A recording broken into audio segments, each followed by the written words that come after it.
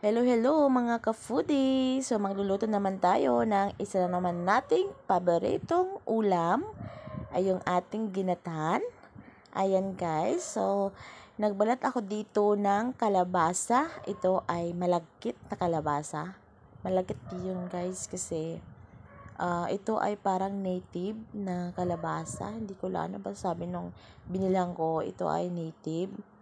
Ayan guys, so malagkit daw ito pero di ko pa na-try kaya bumili ako guys ng isang buo na maliit lang yan naman. Ayan, so tama lang naman yan sa tatlong tao. Ayan, char. Ayan guys, so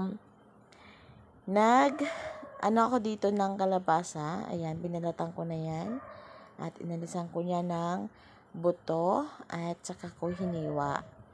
Ayan guys. So, syempre, yung hindi mahilig kumain ng kalabasa, pag nagata kayo guys, huwag nyo na lang haluan. So, kasi ako, kahit anong gulay, basta gulay, kinakain ko. Huwag lang talaga yung hindi ko gusto yung amoy ng gulay. Ayan. So, hiniwa ko lang yan ng ganyan. At maganda kasi yung medyo may makalakihan ang hiwa para konti lang ang kuha mo, parang busog ka na, char. Ayan guys, so kailangan na natin hiwain ng ganyan at pagkatapos guys, tayo dito ng malunggay. Ayan, anong tawag dyan, sa muya, sa Bicol is maghimo ning kalunggay. Ayan, maghimo man. Ayan, ganyan lang ang iniisa-isa ko para mas mabilis guys. Ganyan ako alis ng sa tangkay ng malunggay. Ayan, yung iba kasi yung lahat niya tinatanggal, 'di ba? So mas mas matagal guys. Kaya ganyan ang ginagawa ko sa ating malunggay para mabilis. Ayan, Ayan guys, kailangan nyo kumain ng malunggay kahit araw-araw dahil ito ay healthy sa ating katawan. Ayan, so marami ditong vitamina na makukuha sa ating gulay na malunggay. At ito rin guys, meron din ako ditong sitaw at yung sili haba, lalagyan natin para mabango ang ating gulay.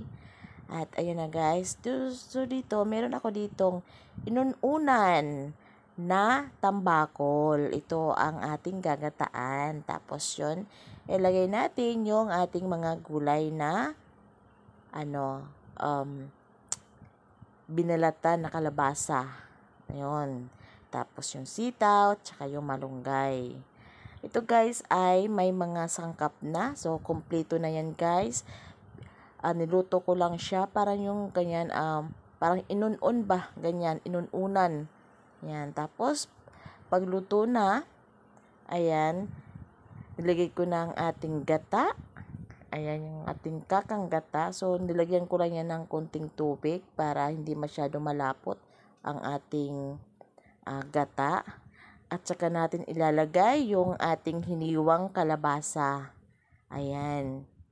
So, hindi na ako dito guys maglalagay ng bawang, sibuyas, luya kasi yung inuuna natin ay kumpleto na. Ayan, kumpleto na yan na sangkap. Kaya, ilalagay natin yung ating mga gulay.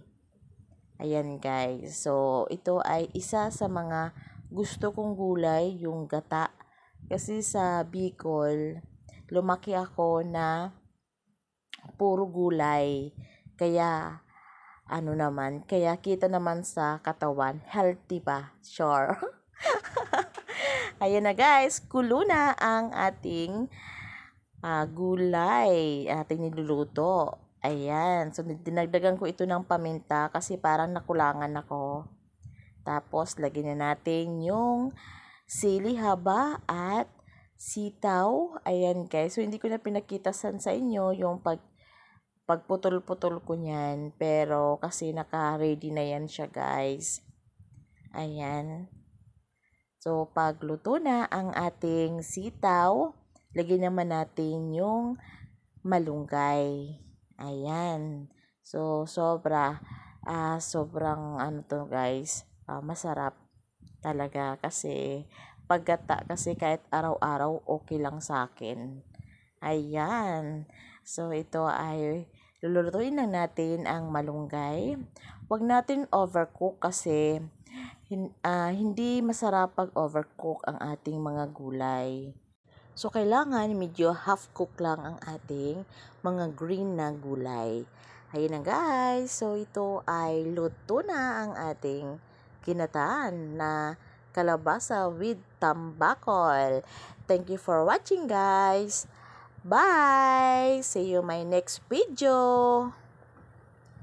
Yummy, yummy!